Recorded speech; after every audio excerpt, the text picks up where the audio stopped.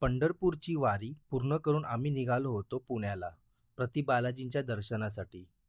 पण कळत न कळत खंडोबा देवानी आम्हाला जेजुरीलाच का थांबवलं. तर नमस्कार मंडळी, हर हर महादेव मित्रांनो, मी प्रभात. आज आपल्या पंढरपूर राईडचा चौथा आणि शेवटची राईडचा दिवस होता. रात्री आमचा मुक्काम जेजुरीला झाला, पण सकाळी उठल्यावर समजलं की खंडोबा मंदिर अगदी आमच्या स्टेच्या जवळच आहे.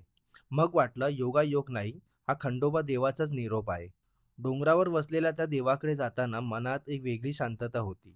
काही महिन्यांपूर्वी मी एक विचार केला होता की जेजुरीची पण राईड करू, पण तो पूर्ण करायचा दिवस आज असेल याची कल्पना नव्हती. त्यानंतर दर्शनाच्या रांगेत उभे राहिलो. जसं मी आणि माझे मित्र गाभाऱ्यात पोचलो, तशी रांग काही काळासाठी बंद झाली. त्या क्षणी असं वाटलं जणू देवाला काहीतरी सांगायचं होतं. मी माझा नवस केला. संपूर्ण मंदिर सोनेरी रंगाने न्हाऊन निघालेला पाहून माझं मन प्रसन्न झाला. त्यानंतर तुळजाभवानी आईचे दर्शन घेतले. तिथे एक ताईंची माझी भेट झाली आणि त्यांच्याशी गप्पा गोष्टी मारत होतो. त्यांनी मला एक वाक्य सांगितलं जे कायम लक्षात राहील. काही गोष्टी उशिरा होतात, पण ते देवाच्या मर्जीनीच होतात.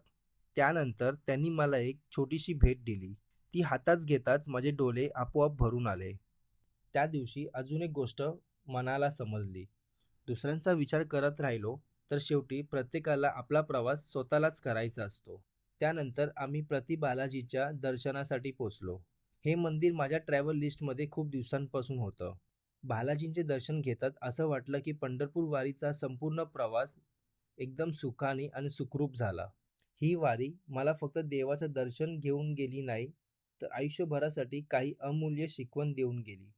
मित्रांनो, लवकरच भेटू एक नव्या राईडमध्ये आणि नवा प्रवासात. रामकृष्ण हरी, जय शिवराय, जय शंभूराजे.